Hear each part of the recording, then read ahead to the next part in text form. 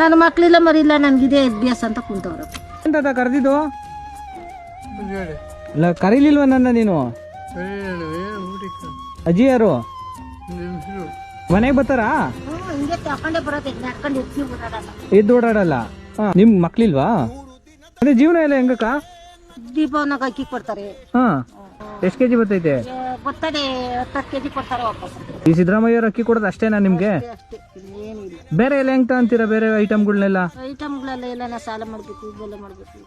ಯಾವ್ದು ಪಿಂಚನ್ ದುಡ್ಡು ಬಿಡಲ್ಲ. ಯಾಕಂದ್ರೆ 2,000 ರೂಪಾಯಿ ಬತ್ತಿತ್ತಲ್ಲ, ಹಾ, ಆಗ ಆಗತ್ತೆ ಜೀವನ. ಅದು ಬತ್ತೈತಾ? ಅದು ಬರ್ತದೆ. ಅದ್ ಬಂದ್ರೆ ಅದರಿಂದ ಯೂಸ್ ಆಗಿದ್ಯಾ? 2,000 ಕೊಡೋದ್ರಿಂದ ಕೊಡೋದ್ರಿಂದ ನಮ್ಗೆ ಜೀವನ ಅನುಕೂಲವಾಗಿ ಎಲ್ಲ ಸಂಸಾರಕ್ಕೆಲ್ಲ ಆಯ್ತದೆ. ಹೌದು. ಈಗ ನಿಮ್ಗೆ ಏನ್ ಬೇಕು? ರೇಷನ್ ಕೊಡ್ಸ್ಲಾ?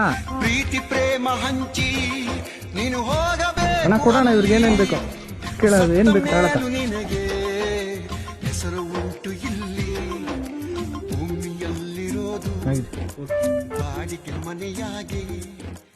ಸರ್ಕಾರದ ಯೋಜನೆಗಳು ಉತ್ತಮವಾಗಿದ್ರೆ ಇಂಥ ಅದೆಷ್ಟೋ ಬಡವ್ರ ಬದುಕು ಬೆಳಕಾಗುತ್ತೆ. ಬರಲು ಏನು ತಂದೆ, ಬರದು ಏನು ಹಿಂದೆ.